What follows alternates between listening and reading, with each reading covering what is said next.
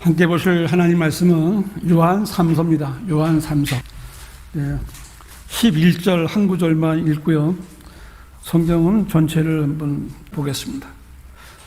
닫혀 있었으면 요한 3서 1장 11절을 한 목소리로 한번 읽어보겠습니다. 시작. 사랑하는 자여, 악한 것을 따르지 말고 선한 것을 따르라. 선을 행하는 자는 악을 행하는 자는 하나님을 보지 못하였느니라. 아멘. 오늘 말씀의 제목은 나는 어떤 그리스도인인가 라는 제목으로 말씀을 드리겠습니다.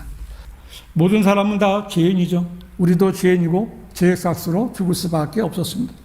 한번 죽는 것은 사람들에게 정해진 것이고 그 뒤에 심판이 정해져 있습니다. 모든 사람은 죄인으로 태어나 죄를 짓고 살다가 죽으면 지옥에 갈 수밖에 없었지만 또 한편으로는 그 모든 죄들은 이미 다 용서되었고 그 사실을 들었을 때 마음으로 믿고 받아들이면 구원을 받고 지옥에 가지 않을 수 있게 된 거예요. 이것이 하나님의 은혜의 복음이고요. 우리도 예수 그리스도의 복음이고 또 바울이 전한 복음입니다. 바울이 이제 아테네 마르스 언덕에서 죽은 자들로부터 살아나신 예수 그리스도의 부활을 전했을 때에도 사람들의 반응은 두 가지로 나타났는데요. 이 죽은 자의 부활을 들었을 때 어떤 사람들은 비웃었어요. 또 그리고 다음에 다시 듣겠다 하고 이제 떠나갔고요. 몇몇 사람은 믿고 그에게 가담하였다라고 성경이 말씀하고 있어요. 교회에서 설교를 들을 때에도 마찬가지 반응이 있습니다. 어떤 성도는 설교자의 설교를 자신에게 주시는 하나님의 말씀으로 받아들입니다. 이런 성도들에게 말씀은 효과적으로 역사합니다. 그러나 어떤 성도는 이 말씀은 누구에게 누구 들으라고 하는 말이라고 여기고 자신에게는 해당이 되지 않는다고 여깁니다. 이런 사람들은 이제 말씀 따로 믿음 따로의 신앙생활을 하면서 도무지 변하거나 자라지 않는 거예요. 여러분은 어떤 축에 속하십니까? 여러분은 하나님께서 내가 목사가 설교할 때 하나님께서 나에게 주신 말씀이구나 이렇게 받아들이십니까? 아니면 이 말씀은 누구 들으라고 한 소리 같아 이렇게 그러면 안 된다는 거예요. 오늘 본문이 있는 요한 3서는요 사도 요한이 기록한 서신인데 수신자는 요한이 지극히 사랑하는 가이오라고 이제 1절에 말하고 있어요. 요한은 6절과 9절에서 교회에 대해서 직접적으로 언급하고 있습니다. 앞에서 바울이 복음을 전하고 받아들일 때 구원받은 사람이 있는가 하면 오히려 복음을 거부하고 복음을 전하는 자들을 박해하는 사람이 있었던 것처럼 그 교회 안에도 그런 부류들이 있습니다. 이것은 초기 교회 때나 지금이나 마찬가지예요. 이 사도 요한이 제시했던 성도들의 특징이 지금의 모든 교회 안에도 존재하고 있습니다. 이런 유형의 사람들은 어느 교회나 있기 마련이지만 현명한 사람이라면 오늘 같은 이러한 말씀을 통해서 교훈으로 받아들이고 그 같은 믿음을 가진 성도로서 모든 성도들이 가장 좋은 그런 상태의 성도로 성장을 해야 됩니다. 오늘 우리는 요한 3서에 제시된 세 부류의 성도들을 볼 수 있는데 나는 어떤 부류에 속하는지를 잘 배우고 또 여러분 모두가 주님 앞에서 인정받을 수 있는 성도들이 되시기를 바랍니다. 교회 안에 있는 세 부류들. 첫 번째는요, 진리 안에서 사랑받는 가이오와 같은 성도들이 있습니다. 1절을 보시면요, 장로인 나는 지극히 사랑하는 가이오에게 편지하노니 내가 진리 안에서 그를 사랑하노라. 사도 요한은 장로로서 사랑하는 가이오라는 성도에게 편지를 썼는데 그는 편지를 쓰면서 자신의 사도직을 근거로 권위를 행사하지 않았습니다. 이것은 교회 목사들이 어떻게 성도들을 대해야 하는가를 말하고 있는 거예요. 만일 사도라고 해서 또는 목사라고 해서 교회 위에 자신의 권위를 행사하려고 하거나 통치하라고 한다면 그것 자체가 이미 믿음의 근본사항을 부인하는 것이고요. 성경적인 교회의 원리에서 벗어나 배교하는 것이고 또 성경대로 믿는 성도들의 교회가 될 수 없는 겁니다. 그 사도 요한이 요한계시록을 쓸 때 이런 자들을 니콜라파라고 했고요. 주님께서는 이런 니콜라파의 행위를 미워한다라고 두 번이나 말씀하셨어요. 그래서 목사나 어떤 가르치는 사람이라고 해서 절대로 어떤 영적 권위를 많이 내세우고 그래서는 안 되는 겁니다. 사도 요한은 신실한 장로였고요. 그는 신실한 성도인 가이오를 지극히 사랑했고 특히 진리 안에서 사랑하노라라고 말하고 있습니다. 신실한 성도가 사랑받고 존경받는 교회가 아름다운 교회입니다. 예수 그리스도의 보혈로 구속받은 성도들은 모두가 형제가 된 것이고요. 이러한 관계에서 나오는 신뢰와 화목함은 혈연으로 피로 이루어진 가족 간의 유대보다 더 강한 겁니다. 지상에 있는 제자들의 신분을 증명하는 표식으로 예수님께서는 너희가 서로 사랑하면 이것으로 모든 사람이 너희가 나의 제자인 줄 알리라 라고 말씀하셨는데요. 그리스도인은 예수 그리스도께서 성도 자신을 사랑하신 것 같이 사랑을 해야 되는 거예요. 그 사랑은 생명을 내어놓는 사랑입니다. 그러므로 성도를 사랑하지 않는 것은 주님의 새 계명을 위반하는 거예요. 어쨌든 가이오는 요한으로부터 애정 어린 찬사를 받았고 또한 큰 복을 받기를 간구하는 기도를 선사받았습니다. 2절에 사랑하는 자여 무엇보다도 내 혼이 잘됨 같이 내가 번성하고 강건하기를 바라노라 그랬습니다. 이것은 진리 안에서 사랑하는 성도들이 해야 할 의무라고 할 수 있습니다. 성도들에게는 사랑하는 성도들이 이 마음을 합해 간구하고 중보하는 기도보다 더 귀중한 자산은 없는 겁니다. 누가 성경대로 믿는 성도들을 위해서 기도를 해 주겠습니까? 우리가 실행하고 있는 교회 사역들은 처음부터 끝까지 기도로 시작하고 기도로 끝납니다. 주님께서도 성도들을 위해서 기도하시는데요. 우리가 전적으로 헌신하며 사역을 수행하고 수고함에 있어서 지극히 높은 분이신 예수 그리스도께서 우리를 위해 기도하는 것보다 더 큰 도움은 없는 거예요. 그 내용은 누가복음 22장 31절에 있는데 들으십시오. 또 주께서 말씀하시기를 시몬아 시몬아 보라 사탄이 너희를 밀처럼 키질하려고 쳐다느니라. 그러나 내 믿음이 약해지지 않도록 내가 너를 위하여 기도하였으니 내가 회심하게 되면 내 형제들을 굳게 하라고 하시더라 그랬습니다.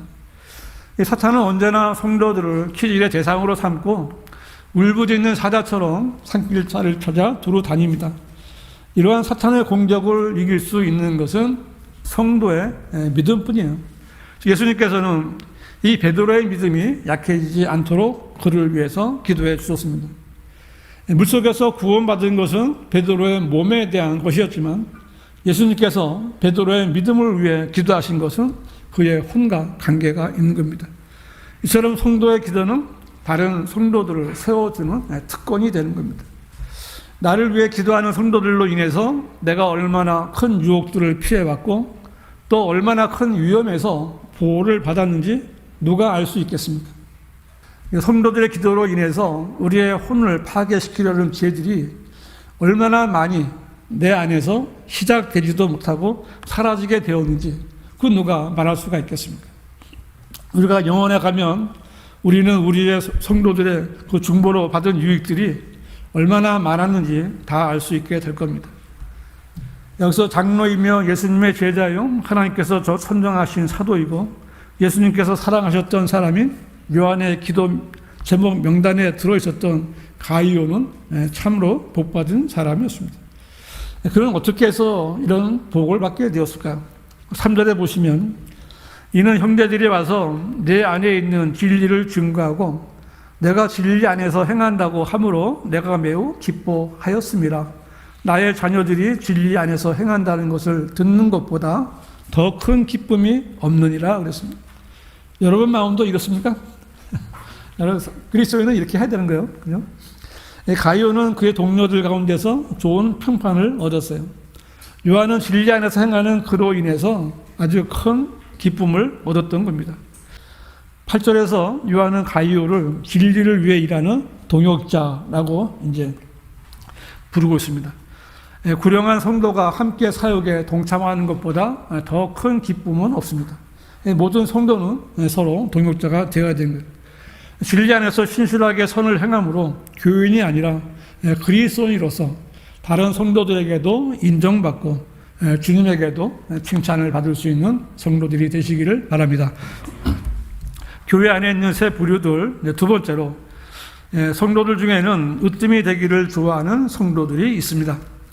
9절을 보시면요, 내가 그 교회에 편지를 썼으나 그들 중에 으뜸이 되기를 좋아하는 디오트레페가 우리를 영접하지 아니하니라.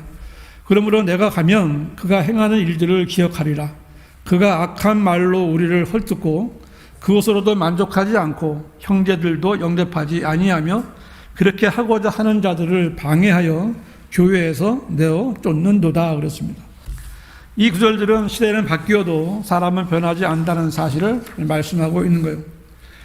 거의 한 2000년 전에 이 디오트레페는 가이오가 속한 교회 안에서 성도들의 교제권을 혼란스럽게 했는데, 그런 사람들은 오늘날에도 교회 안에 있어요. 지금까지의 모든 교회 시대가 배교로 끝날 수밖에 없는 그런 원인을 제공한 사람들인 거예요. 이런 자들로 인해서 모든 교회 시대는 배교로 끝나게 되는 겁니다. 사도 바울은 이런 자들을 그리스도의 십자가의 원수들이라고, 그들을 주의하라라고 경고하고 있습니다. 빌립보서 3장 18절에 내가 자주 너희에게 말하였고 지금도 눈물로 말하지만 많은 사람이 그리스도의 십자가의 원수들로 행하고 있느니라고 말했어요. 여기서 바울이 말하는 십자가의 원수들이란 아예 하나님을 부인하고 믿지 않는 세상 사람들을 말하는 것이 아닙니다. 믿지 않는 세상 사람들은 마귀의 자식들이기 때문에 그들은 하나님과는 아무 관계도 없고 십자가와도 아무 상관이 없어요. 그러나 예수님을 믿는다고 말하면서 목사도 하고 교회도 다니기는 하지만 성경도 믿지 않고 성경대로 실행하지 않는 교인들과 목사들은 성경은 그런 사람들을 십자가의 원수들이라고 말씀하고 있는 겁니다. 이 십자가의 원수들과 같은 디오트레페는 교회 안에서 어떤 짓을 했던 것일까요? 9절에 보면, 첫 번째로 9절에 보면 그는 으뜸이 되기를 좋아했고 그 일을 행하려고 시도했습니다. 이 세상에는요, 이기적인 사람들이 아주 많이 있습니다. 이런 사람들은 다른 사람의 것을 빼앗으려고 하기 때문에 항상 문제를 일으키기 마련인 거예요. 교회 사역과 기독교 교단의 역사를 봤을 때 수많은 교단으로 갈라지고 나누어지고 더 많이 분열을 야기한 원인은 바로 으뜸이 되기를 좋아하는 마음이고, 그 마음속에 있는 것을 이루려는 잘못된 실행이 있었기 때문에 그런 일이 생긴 거예요. 디오트레페와 같은 성도들을 보너라면 루시퍼의 타락을 쉽게 이해할 수가 있습니다.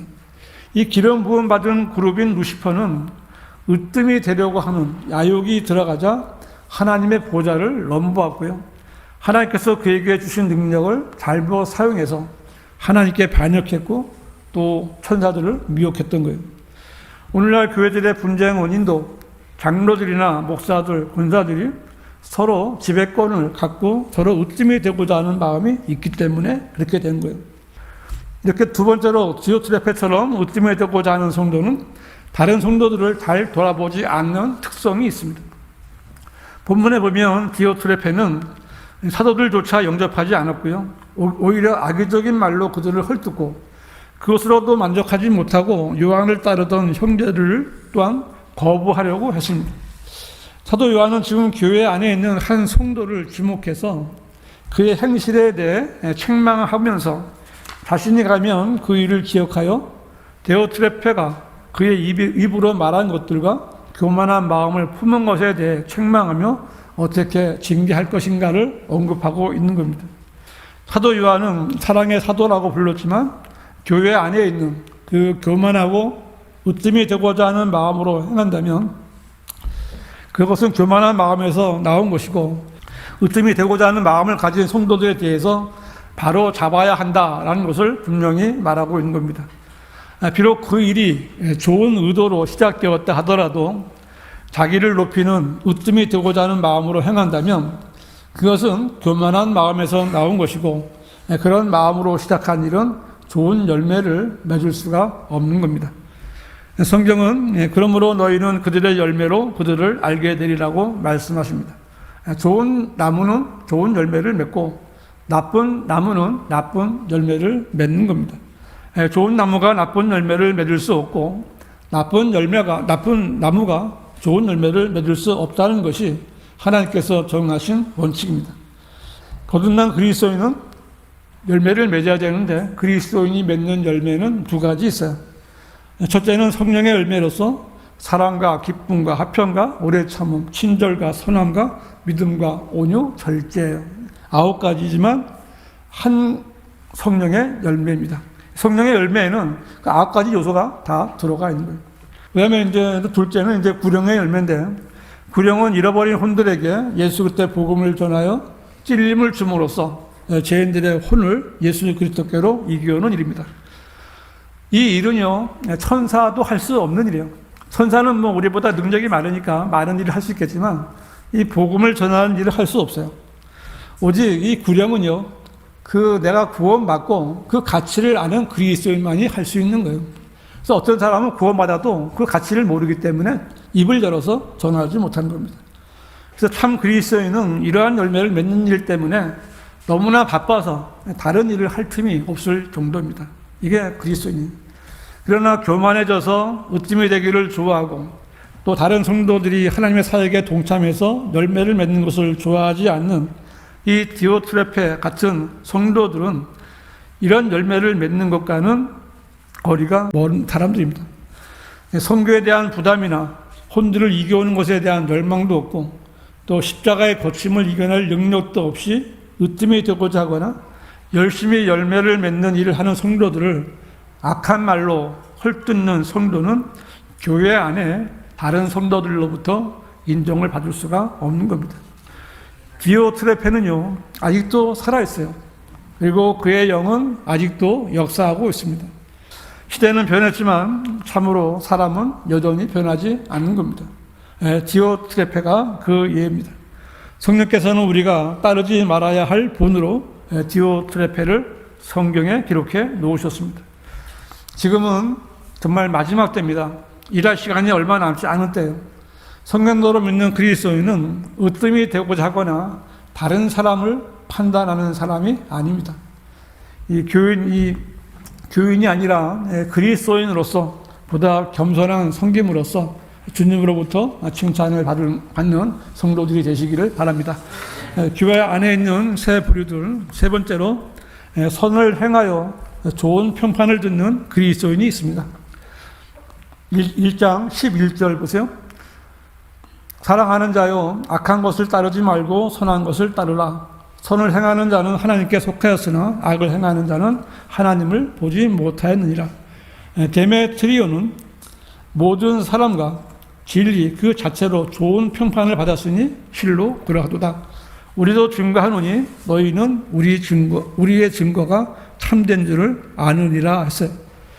이 디오트레페가 행한 일을 기억한다고 말한 사도 요한은 사도 요한에게 그의 악한 것을 따르지 말라라고 경고하면서 이 선한 것에 대한 좋은 평판을 들은 데메트리오를 말하고 있습니다. 데메트리오는 헌신적인 그리스도입니다.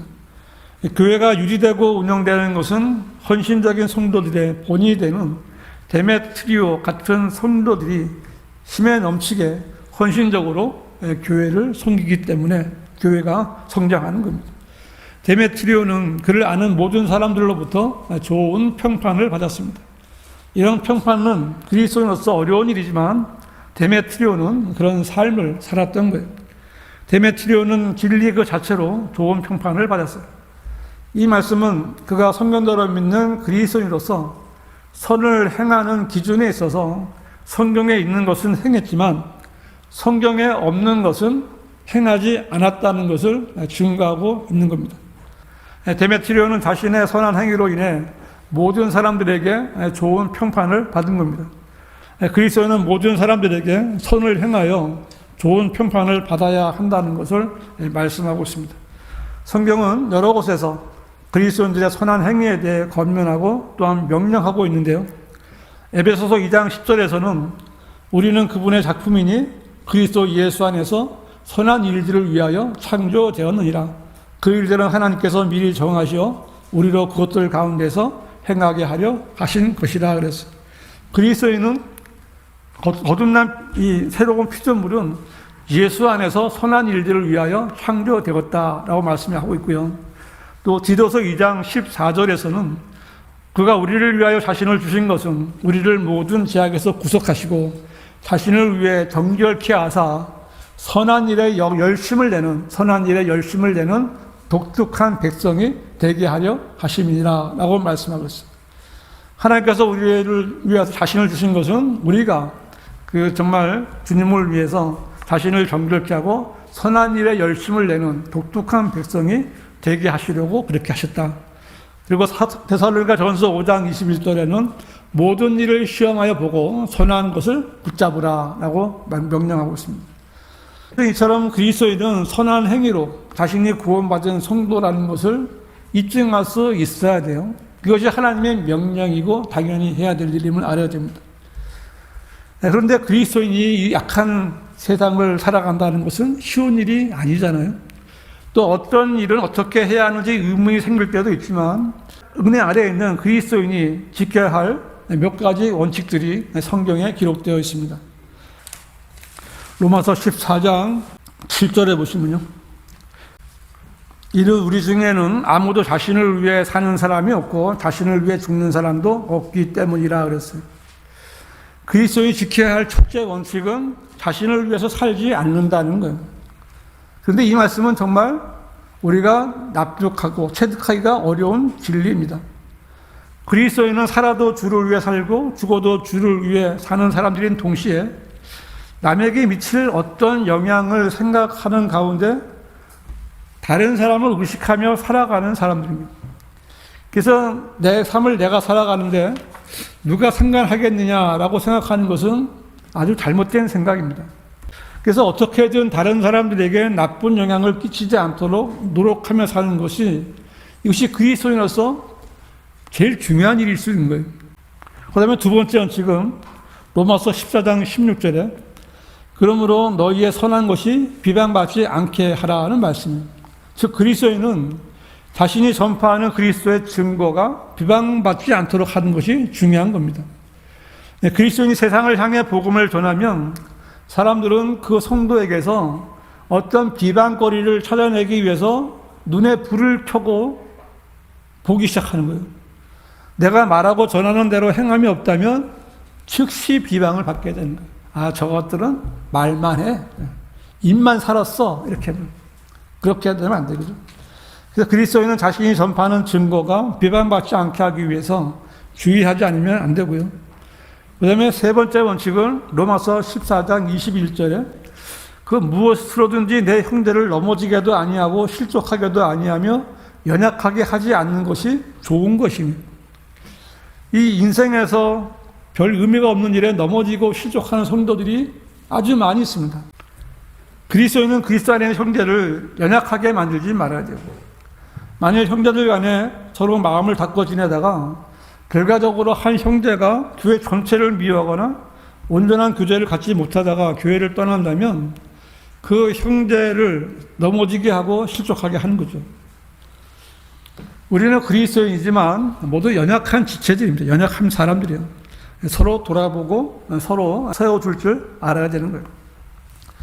그리고 네 번째 원칙은 로마서 14장 23절에 믿음으로 아니하는 모든 것이 죄라는 말씀에서 보듯이 그리스도는 무엇을 하든지 믿음으로 해야 한다는 겁니다. 어떤 일에 대해 믿음의 양심에 비추어 조금이라도 의심스럽다면 그 일은 시작하지 않는 것이 좋은 거예요. 하고자 하는 일에 하나님께 복을 달라고 기도할 수 없다면 그 일은 하지 않는 것이 그리스도인의 원칙이에요. 데메트리오는 헌신적인 그리스도인으로서 이러한 원칙에 있어서 흠이 없이 선한 행실을 유지했기에 신실한 그리스도인으로서 좋은 평판을 받을 수 있었던 겁니다. 여러분 모두가 성경대로 믿는 그리스도인으로서 데메트리오처럼 진리의 말씀에 비추어 보아도 흠이 없이 모든 성도들로부터 좋은 평판을 듣는 성도들이 되시기를 바랍니다. 결론적으로 교회 안에는 구원받았다고 간증하고 성도들로부터 인정을 받는다 해도 자연인이나 디오트레페 같은 사람들도 있고 가이오나 데메트리오와 같은 사랑받는 신실한 성도들도 있습니다.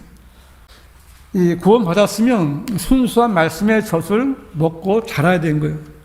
근데 구원받고도 말씀을 받아 먹지 않고 성장하지 못해서 갓난아기로 지쳐져 있는 사람들은 있는데, 이 바울은 그런 사람들을 육신적인 사람이라고 말했습니다. 고린도전서 3장 3절에 너희는 여전히 육신적인 사람이라 너희 가운데 시기와 다툼과 분열이 있으니 어찌 너희가 육신적이 아니며 사람을 따라 행하는 자가 아니리요 했는데, 이 말씀에 따르면 육신적인 사람의 특징은 첫째로 시기한다는 거예요. 시기. 육신적인 그리스도인은 자기보다 성경을 더 많이 아는 그리스도인들을 시기합니다. 성경뿐만 아니라 그 어느 것이나 다른 사람들이, 다른 성도가 나보다 낫다라고 이제 생각되면 육신적인 사람들은 시기가 나오는 거예요. 본성이 나오는 거죠. 그래서 시기하는 자들끼리는 상대를 누르고 또 쓰러뜨리려는 그런 근성이 있습니다. 그래서 육신적인 사람들 가운데는 언제나 다툼이 있다는 것이 그 둘째 특징이 돼요. 그들은 하나님의 말씀을 놓고도 서로 다툽니다. 그리고 그들은 분열하는 거예요. 그들은 건전한 교리를 견지지 못하고 엉뚱한 교리를 들고 나와서 분열을 일으키는 겁니다. 세상의 하찮은 일을 가지고도 다투고 분열을 일으키는 거예요. 이런 사람이 바로 으뜸이 되고자 하는 디오트레파 같은 사람들이에요. 여러분 가운데 혹시라도 오늘 목사가 누구 얘기하는구나 이렇게 하면 안 됩니다. 저는 지금 우리 교회 가운데 누구 얘기를 하고 있는 것이 아니라 하나님의 말씀을 전하고 있는 거예요. 하나님의 말씀을 듣고 우리는 교리를 배우고 교훈을 얻어야 되는 거예요. 우리 교회는요, 그 세상의 많은 교회 가운데 하나가 아니에요. 우리 교회의 주인은 하나님이십니다. 여기 모인 성도들 하나하나는 모두 다 하나님께서 자신의 피로 값을 치르고 사주신 성도들이고 한 몸 된 그리스도의 지체들이에요. 어떤 성도에게 조금 부족한 부분이 눈에 보인다면 어떻게 돼요? 위로해 줘야 돼요. 이끌어 줘야 돼요. 무시해서는 안 되는 거예요. 어떤 성도가 조금 잘못했다고 해서 야단을 치려고 해서도 안 되는 거예요. 어떤 성도가 나에게 육신적으로 대했다고 해서 나도 똑같이 육신적으로 대해 주어서는 안 되는 거예요. 왜냐하면 잘하게 하시는 분은 하나님이시라고 성경이 말씀하고 있잖아요. 내가 누구를 이끌어 주는 거 아니잖아요. 내가 조금 잘했다고 해서 우쭐댄다면 그 사람은 바로 육신적인 사람이 되어버리고 마는 겁니다. 고린도전서 3장 8절에 이제 심는 자와 물주는 자는 하나니라. 그러나 각 사람은 자기의 수고에 따라 자기의 상을 받을 것이니라 라고 말하고 있습니다. 심는 자와 물주는 자가 따로따로인데 왜 하나라고 그러죠? 두 사람이 여기 봐도 두 사람인데? 왜냐하면 심는 자나 물주는 자는 다 그리스도의 몸이기 때문에 하나예요. 몸의 각 지체는 각각의 임무가 다른 겁니다. 그리스도인은 각자가 맡은 고유의 기능과 임무를 수행해서 교회를 세워나가야 하는 겁니다. 양은 이빨을 드러내거나 으르렁거리지 않습니다. 우리 각 사람은 자기의 행한 일과 수고에 따라 각기 다른 자기의 상을 받을 거예요. 그날 우리는 각 사람이 하나님께 자신에 관해서 직접 설명을 해야 되는 겁니다. 우리 인생은요, 영혼에 비하면 너무나 짧습니다. 정말 짧아요. 이 짧은 시간을 헛된 일에 낭비하거나 다른 성도들의 힘을 빼는 일에 사용해서는 안 되는 거예요. 정말 우리는 아무것도 아닙니다. 아무것도 아니에요. 하나님께서 쓰시고자 하실 때 정말 한 가지 일이라도 할 수 있을 때 잘 쓰임받고 그리스도의 심판 속에서 상을 받을 수 있는 성도들이 되시기를 바랍니다. 기도하시겠습니다.